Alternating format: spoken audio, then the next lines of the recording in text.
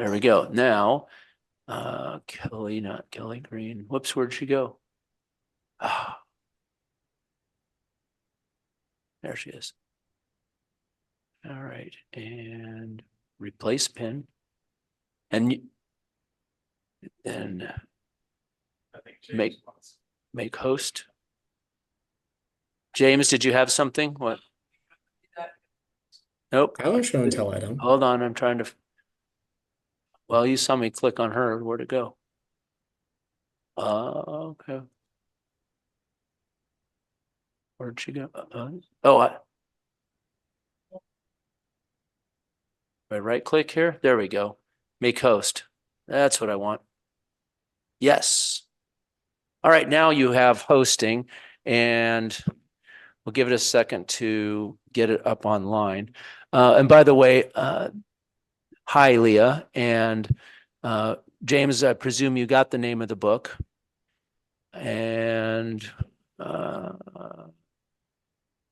mentioned to Tammy that we did the show and tell on Andrew's phone. All right. So I'm going to close the chats. Do you have the host? Yes. Okay. Did you want to put the PowerPoint up? There you go. I just want to make sure we have it because I want to do speaker view, show small active speaker video. So can you guys see it? Yes. Yes. And I'm trying to change the view here so that it's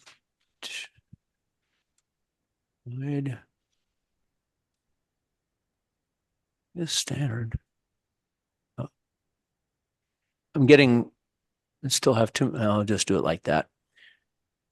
All right. It's all you guys. Welcome, Rick. Welcome, Kelly. We'll look forward to hearing from you. It's all you. Well, hi, you guys. I wanted to introduce us. My name is Kelly Milner Halls. I'm the writer. And I'm Rick Spears, the illustrator. No, go ahead, Rick. I was just going to say I draw the pictures. Rick Spears is the illustrator. I live in Spokane, Washington. Rick lives in Atlanta, Georgia.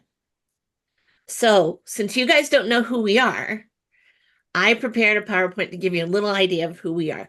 We just released a Dinosaur for Washington, the True Story of Suciasaurus, but that's not how it started. It started when we were little. And I fell in love with fossils and rock hounding and dinosaurs when the World's Fair dinosaurs from 1965 went on tour. And I used to like to catch lizards. And when I saw these models, I thought they were giant lizards. I got all of the wax models. And then my kids destroyed most of them on the dirt hill. But I have two left. And this is what they looked like when you went to see them on tour. At the time, they were state-of-the-art dinosaur models. And we know, of course, that they have changed quite a bit since then. But that's where I fell in love with dinosaurs and fossils. Now, Rick, how did you start? Well, I started, all kids go through this dinosaur phase. It's like they have the dinosaur flu. And I never recovered from it. But I think mine started when my parents bought me a dinosaur book when I turned 5. And that kind of did it for me. It just kept going and going. There's Dinosaur Land from 1971. Yeah. Now, Rick, unlike me, had artistic skills. How old are you when you did this, Rick? 9, 4th grade. 9 in action. Look, the volcano and everything. And then there was a young adult anthology by a guy named John Shiska. He did the Stinky Cheese Man and all kinds of great funny books. He put out Guys Read anthologies, and Rick recreated that scene for his part in Guys Read. Rick. Without the volcano erupting beside them, I don't know, no volcano in this one, but I see you've made some progress. Yes. Yeah. Now, Rick just retired from what, Rick? Fernbank Science Center in Atlanta, not to be confused with the Fernbank Museum. They're both named Fernbank. Where he did educational things and exhibits and all kinds of magical things. And look, they had miniatures of the models that I fell in love with when I was a kid. But he still does dinosaur reconstruction models for museums and universities and places all over the especially the East Coast, but all over the place. These are just a few. The Hey Girl is my favorite. I just happen to love her. Rick, what kind of dinosaur is Hey Girl? Hey Girl is a baby ornithomimosaur She's without so her cute. feathers. She's just adorable. Now, Albertosaurus, you see in the top left corner, he built this for Rock Eagle, right, Rick? Yes, Rock Eagle Which was 4-H another Center. science center that he did. She was the mama and she had lots of babies, and I got one of the babies, which is when somebody asked me if there's a fire at your house, what will you pull out first? And I said, after my children, my baby Albertosaurus. That is my cherished possession for all time. Now, we've written 4 dinosaur books together. These are the first 3, and Rick helped me with all of them. Dino Trekking was a travel guide for families, and I was looking for an expert in each state to do a curator's corner on the fossil resources of that state. It's got a dinosaur on the front, but it has all kinds of fossils in it. And I found a guy in Georgia, and I called him up and I said, you know what, I want to interview you for the curator's corner. And he said, I can help you with it, but I'm not the dinosaur guy in Georgia. Rick is. And I said, what do you mean? He said, he knows everything. And I said, well, are you okay if I interview him instead? He goes, oh, yes. So I called up Rick and I interviewed him for the book. There's his curator's corner. And then he said to me, who's illustrating the book? I said, no one. So this generous man created 68 line drawings for the book. Rick, how much money did you make on that? Let's see, after taxes, 0. No money. He did it for free. Fortunately, he gets paid most of the time now, but he's just that kind of generous guy. And he would be great for your club too. So now we wrote letters back and forth about dinosaurs. His letters are way more cool than mine because that's an envelope that he sent me when I lived in Longmont, Colorado, that has lots and lots of fossils. We even got to cover a dinosaur dig in Ekalaka, Montana. Rick, how did you learn how to say that name? Ekalaka. Yes, this little lady who lived there, little bitty town. Well, this is how you remember, don't you know? You say Eek Alaka. That's how Ekalaka. So we got to cover that for highlights for children. And that's Rick when he was younger. That's me when I was much younger. Rick has not aged 10 minutes. I have aged quite a lot. It's just amazing. We even tried to create the Longmont Dinosaur Museum because there was a Carnegie Library building. Now, you remember Andrew Carnegie, he helped finance dinosaur digs, and we thought they were going to tear it down. And then they said, well, if we can find somebody to have a good use for it, then we'll keep it and we'll just take votes. So we presented, we want to do a dinosaur museum because Andrew Carnegie was into dinosaurs. Rick did this landscape of the floor plan. It would be so cool. It was going to be so great. And he also did some drawings of the exhibits we could have. It was just fantastic. And I thought nobody took us seriously. And it turned out we were number 2. And we were the first choice for the mayor. But the person who won use of the Andrew Carnegie Library building was cable TV. It was new back then, so it was pretty new and lively. We should have got that dinosaur museum. Now, the second dinosaur book we did together was called Dinosaur Mummies, and another illustrator was supposed to illustrate it, and then the guy bailed. Took half the money and this left. And I called Rick and I said, Rick, we need a new illustrator. Can you do a cover real quick? And this was the cover he did. You did it like overnight, right, Rick? Yeah, it was pretty quick. And Dinosaur Mummies, Bare Bone Fossils, it's about soft tissue fossilization. And they're the most common dinosaur mummies are duckbills. So that's why Rick chose the duckbill, right? Yes. Well, he got the job, yes. But the editor said, make it sexier. Make it a T-Rex. So he did get the job. It is a wonderful cover. I had to find some T-Rex skin that I could add to the book so it would have any relevance to what was between the cover. But it is a fantastic cover, isn't it? It's just great. Now, this is one of the drawings he did for it. Leonardo was the most complete dinosaur fossil mummy ever found. This is Scipionic, Skippy for short. That's another one. This is one that didn't make it into the book, but I love this drawing. Rick, where did that end up? It was a door prize at a conference. Oh, I don't that's know who right. got I it. couldn't remember. Isn't it fantastic? See why I like Rick to be in my books.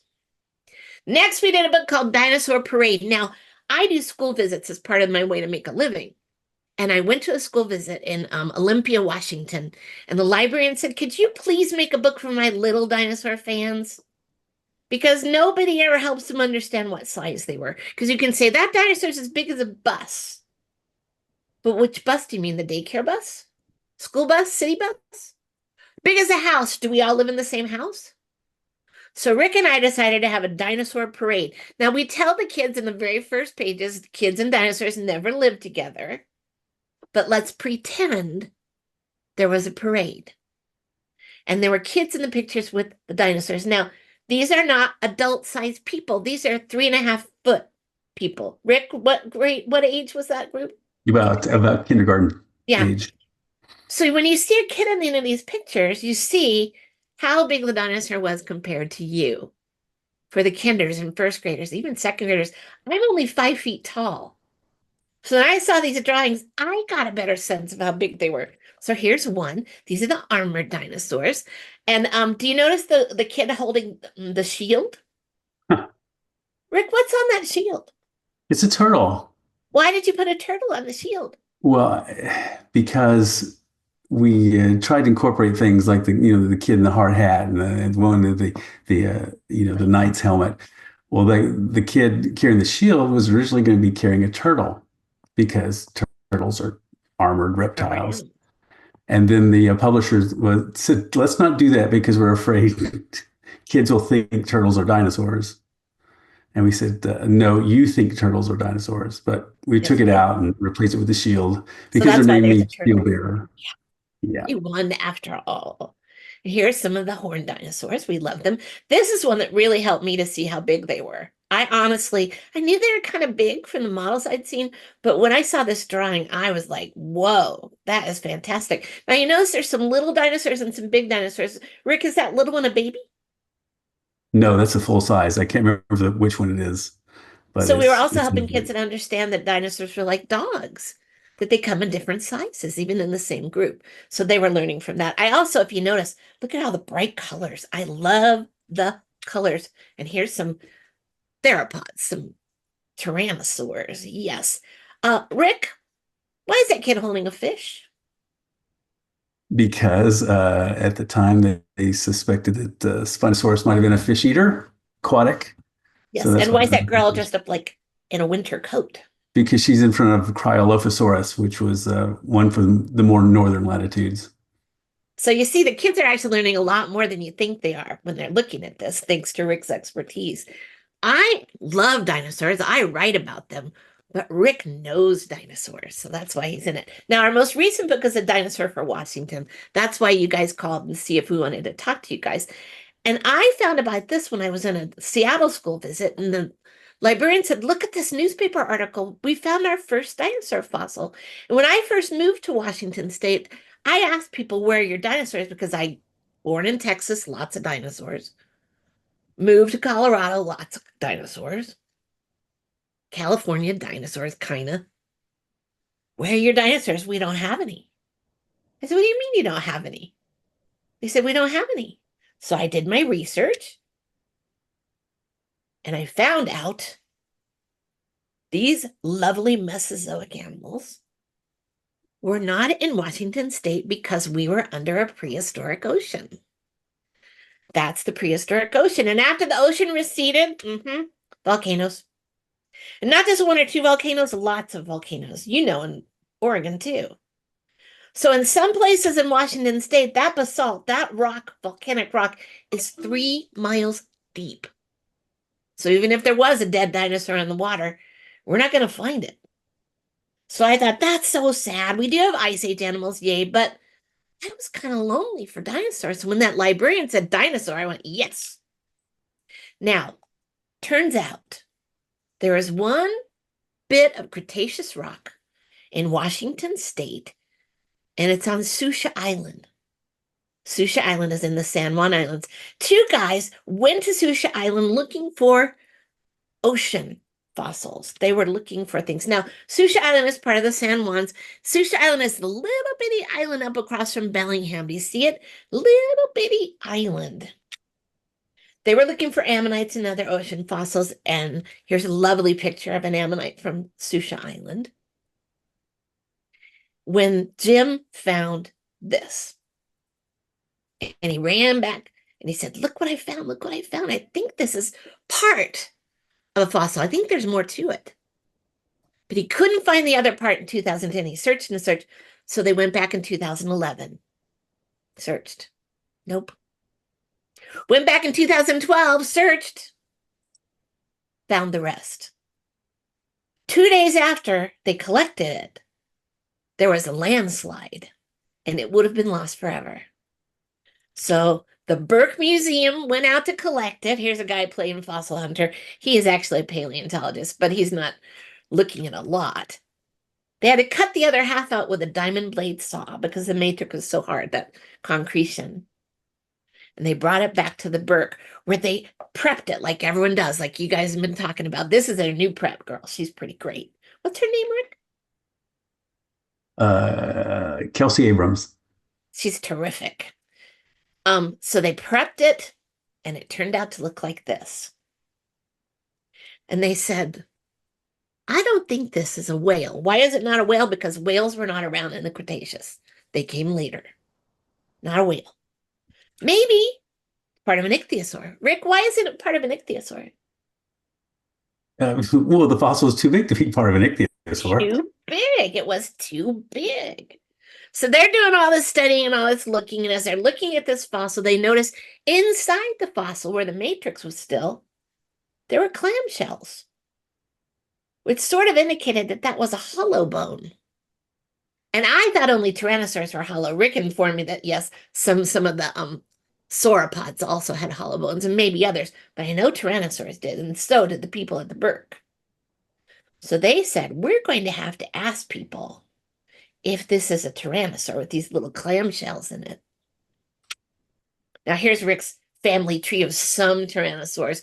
Obviously, there's lots more tyrannosaurs than these, but Rick had a limited number that he could put on a 2-page spread. I love them. And you'll notice there is one that you haven't heard of called Suciasaurus. Hey, I wonder why that's in there. So they took it to Dr. Philip Curry. He used to be at the Royal Tyrrell Museum in Canada. And they said, what do you think this might be? And he said, I think it's a tyrannosaur. I think it's closest to a Daspletosaurus, which is almost as big as a T-Rex. Rick, is it close? Yeah. Pretty close, right? Close. Mm-hmm. So that's what he thought it was. And they said, oh, that's a good guess. That's probably what it is. But we need a second opinion. So they went to Jack Horner. Now, Jack Horner used to be at the Museum of the Rockies in Montana. Now he's out teaching school. But he used to be at the Museum of the Rockies. And I got to sit next to Jack Horner during the Jurassic World press junket. And I was at Universal Studios at the hotel, and I went down to get the tram to go down to the Universal Studios to watch the movie. And Jack Horner was on the tram. And I talked to Jack for dino trekking. And Jack said, Kelly waved at me. And I went, me? And he starts patting his seat. And I went and sat next to him, and he leaned over to me. He said, you're the only other dinosaur person here. I thought, holy cow, I'm a real dinosaur person. And yes, that's who inspired this. Yeah, Alan Grant was inspired by Jack Horner, not Robert Bacher. But yes. So he agreed that it was a tyrannosaur, probably Daspletosaurus. It's a piece of a tyrannosaur. Rick, what part? It's up there on the femur, right? The thigh bone? Yes, it's the upper thigh bone. So you can see from the silhouette where it would have fit. I have the fossil replica that I can show you later. Now this, it had muscle scarring. Rick, can you explain this? I can try. Well, on the bone, it had something called a trochanter ridge, which is where that big retractor muscle is attached to the tail, and it helps pull the leg back, and also makes the tail kind of goes side to side when it runs or walks. But that was a clue right there that it was part of a theropod femur. A big tyrannosaur. Just amazing. This has helped me so much. See, this is why you pull an expert in when you're not an expert, because he adds so much to the book. Now, there's the two scientists that worked on it. Dr. Christian Sidoris, the one on the right holding the fossil. The one on the left was a grad student, but he's now Dr. Brendan Peacock. I called him Peacock forever. I felt like a jerk, but Peacock is his name. He was at the Field Museum in Chicago briefly. Now he's at a museum in Idaho, which means we get to keep him here in the Pacific Northwest. Yes. Now, you see how big that whole femur is. It's so big. Because that's only half of that T-Rex's leg. It just blows my mind every time I look at it. Now, how did that T-Rex or just Plesiosaurus or theropod, how did he wind up on Sucia Island? And I found out, float and bloat, float and float. Probably that dinosaur fell into the ocean. Jack Horner had a different theory. Bloated up because of the gases inside his body, floated. The mosasaurs, the plesiosaurs, they said, yum, dinner. And most of it got eaten up, but a little piece of it could sink down to the floor and fossilize. And that's how it ended up on Sucia Island. Now, most fossils are found in places like South Dakota. These are the Badlands. And they're found because erosion is really effective in those Badlands. Do you see any plants in this rock formation? No. So when it rains, it washes it away, and then the fossils are on the ground, and they look something like this. Rick and I, when we covered it for highlights for children, I was not as good at fossils as Rick was. So I said, I don't understand how you find the fossils. How do you even find them? Don't they just look like dirt? And this paleontologist from the University of Wisconsin said, well, let me show you something. He goes, what's this? Do you see a lighter color? And I said, yes. And he said, that's because that's dinosaur bone. I said, do you see? He said, do you see any more? And it was everywhere.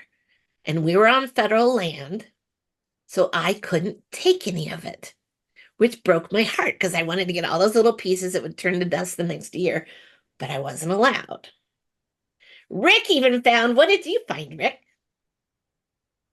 What did I find? What I did you find on found that dig? a Triceratops tooth. And the cool thing was it was worn, so it was a tooth that had been shed. So I kind of liked it because it came from a living animal rather than one that had died. But he couldn't keep it. Nope. They should have given it to you, but they couldn't. The rules are the rules. So Dr. Horner's theory is not that it was fell into the ocean. Dr. Horner's theory is that it was in Methow Valley, because he says there are Cretaceous fossils in Methow Valley. Now, why haven't we found fossils? Because it's not devoid of plants. This is a picture of Methow Valley. The root systems are protecting the rock, so the fossils aren't being known. He says eventually we could probably find them. He thinks it might have died there, washed down the river, ended up in the ocean, got eaten. We don't know. That's a good theory. Now, its official name is UWBM 95770. University of Washington, Burke Museum, 95770. But its nickname is Suciasaurus. Sucia Island, Suciasaurus. So there's Brendan Peacock with his Suciasaurus Bloat and Float t-shirt. And here are the kids that wrote to their representative in Washington State and said, we want Suciasaurus to be our Washington State dinosaur. They wrote, and it took 3 years, but eventually Governor Jay Inslee signed it into law, and it became the Washington State dinosaur, Suciasaurus, because kids can have some power, and since I write for kids, I wanted them to know that. Rick also created this sketch that was going to go with the Jay Inslee picture. Didn't work out, but I still love him. It's like a politician theropod. I still love him, Rick. I'm sorry. I had to share him. Didn't make it into the book. This one did. He's looking at his own fossil leg. And Rick even made this so that kids could make their own Suciasaurus paper sculpture. And if you want the PDF, just email me. I'll send it to you. If you have kids or grandkids that want to color a cool dinosaur, it's very cool because Rick is that guy. And there's the one I colored. I need to learn how to color so it's not so linear. I need, I guess, little circles, Rick. Is that what I need to do? It's all interpretive. And Rick also made this sticker so I could pass them out at schools. So that's our presentation. We are working on this. We still want to do this little series about tell me about T-Rex, tell me about Triceratops. I have not yet given up because how can you give up on a drawing like that? We also want to do At the Feet of Giants, which is animals, modern day animals that lived at the time of dinosaurs. Because kids don't realize that there are mammals and there are bees and there are spiders and there are mosquitoes. So we will get to it eventually. Eventually, right, Rick? Sure. And at least we can make time between making dinosaur models. Rick, what dinosaur is this? That's a T-Rex, Kelly. And what did you make it for? It was for a kids' mall in Michigan called Mackey's World, and unfortunately, the mall went belly up, and so did the T-Rex. But his skull, his head ended up somewhere, right? No, the heads came back to Georgia, and it's in a museum here in Georgia. So at least you get to go visit him now and then, right? Yes. But isn't that fantastic? So that's my presentation. I can stop sharing now. Rick, do you have something you could share? No, that's okay. Okay. Any questions? That was fantastic. Um, Thank you. I'll start with a question. Have you heard about the couple of dinosaur bones that have been found in Oregon? Yeah, the toe bones, it's in the book. Yeah. Okay. So when's the book about Oregon dinosaur coming out? You know, Rick and I have talked. It seems like every state has a special dinosaur. And Or fossil. we're, or fossil, and we're thinking about doing self-publishing books that are for those purposes because it would be great to do one on that.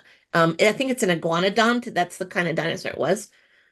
Rick, I'm going to ask you this because you know better. Is an iguanodon related to a duckbill, or are they just in the same family tree? But they're both ornithopods, so they're kind of in the same branch. And it would be great, but there's a little baby T-Rex that's in Montana we'd like to write a book about. And they're limited interest. They're more localized books, but they'd be super great for the kids in Oregon or the kids in Montana.